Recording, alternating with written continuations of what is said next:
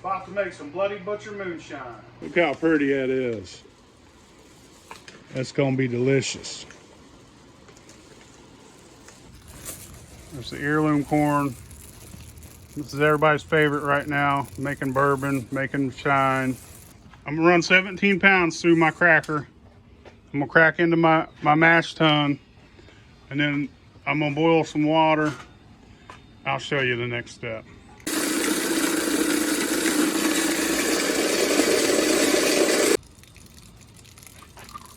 All right, we're at 180 degrees. We're gonna cover our corn.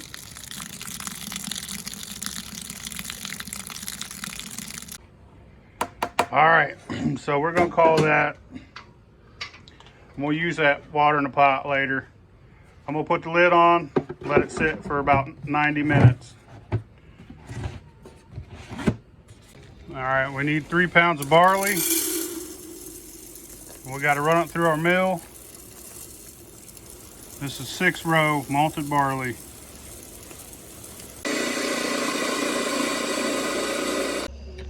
All right, it's been soaking.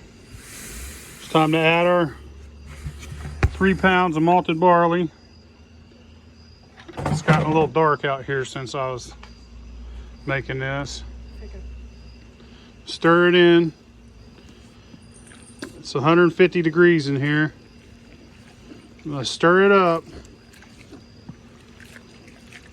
really good, and I'm gonna put the lid on. I'm gonna let it sit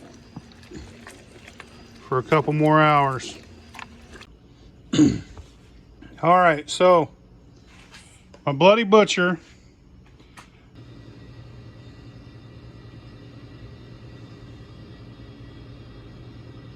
In order to achieve that, I added about 7 or 8 pounds of sugar.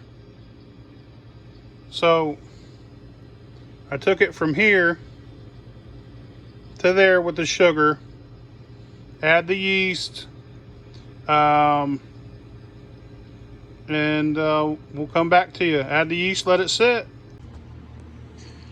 All right, it's ready. It's time to skim everything off top of it. And I'm gonna pump it into this keg. We're gonna run this Bloody Butcher. It's gonna be good. That's what it should look like in the bottom of your mash tun. Look at that pretty shit right there. Bloody Butcher. Mmm.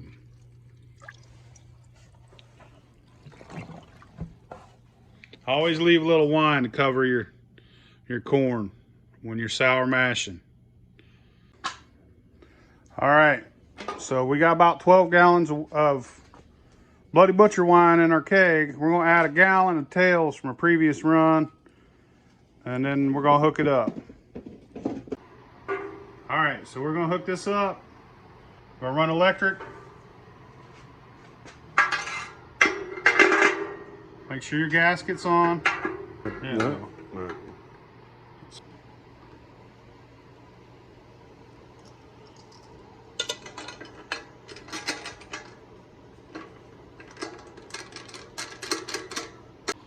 I got her all hooked up.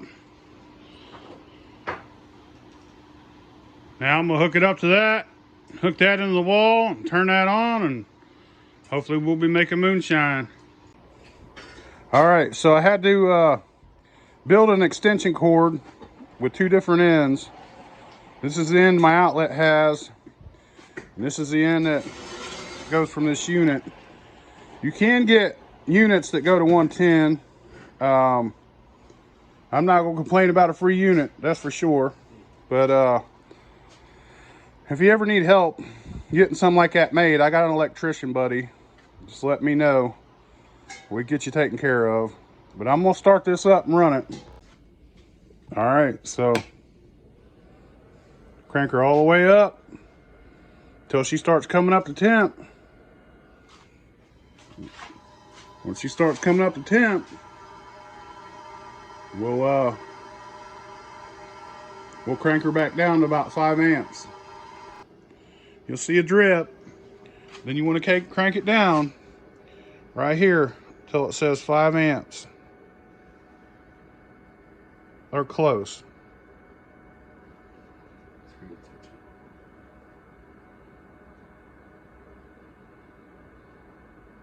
There we go. And now you crank it up or down depending on your drip. It's a SCR controller. It's constant heat. It uses amperage. There is a spot where you could plug in a thermometer, but I already have a thermometer on my stills, so that's how I'm going through. When you're done running, all you do is turn it off. That's it. Unhook your still. Pour your back set. However much back set you want to keep, pour in your jug here.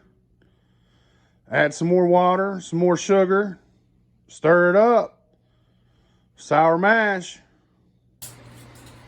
All right, so I got 8 jars out of that run of good drinkable liquor. Started at 150. I went all the way down to 110. I got 2 gallons. I got 8 jars, 8 quarts. I got to 110. I got my last jar. I cut it at 110. I also took 4 more jars out of it that I'm going to use as tails. So I put a gallon of tails in, got a gallon of tails out. 2 gallons of good drinkable liquor from 110 all the way up to 150 proof.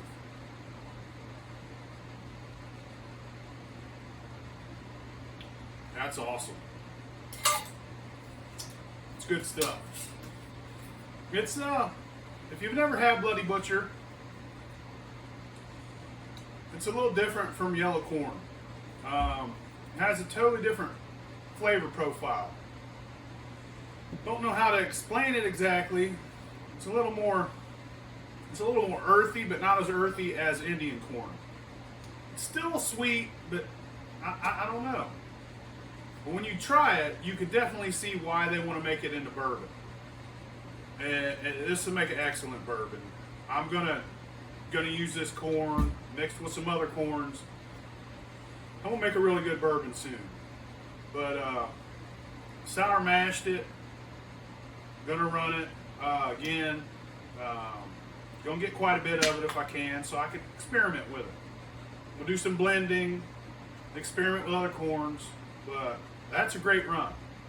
You get 2 gallons out of it. No, I call it a 10-gallon run, but I'd say there's about 12 gallons of liquid. I'll fill my bins to the top, and I never measured it, so I'd say it's probably a little more than 10 gallons. I think all in all we had about 13 gallons in our keg. I usually try and keep it about 10 to 12. I put like 12 gallons of Bloody Butcher mash.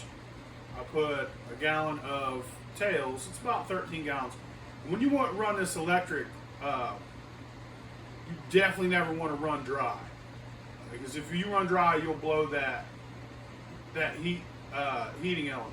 Which heating elements are fairly cheap, but that's a hassle. Having to go and change that thing, do all that.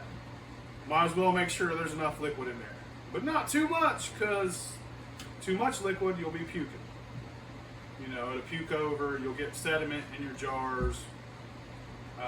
I think that was a good run. I really like Bloody Butcher. I think it makes good moonshine. That's it. Till next time. Fuck your mama, bitch!